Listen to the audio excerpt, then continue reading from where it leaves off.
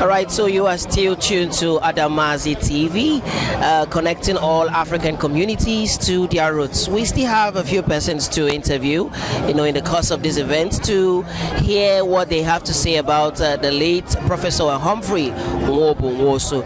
And we have our dear mother here. Mama, thank you for speaking to us. Can we meet you, ma? Yes, thank you. My name is Dr. Mrs. Chinyere Nwogu. I am one of the wives of this town, all the way from Imo State to Anambra.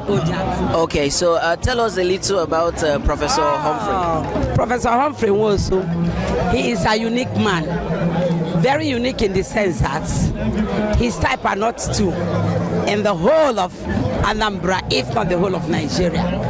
He's a man, he's an icon, he's a legend. He's one that is worthy to emulate and to follow. So he's a nice man. He has touched 90% of the lives of the people in Ajali since I got married into this town, from the little I knew. Okay, so upon his demise, a vacuum has been created, obviously. So what do you have to say about that? And then what is your encouragement to people to step up in trying to fill it?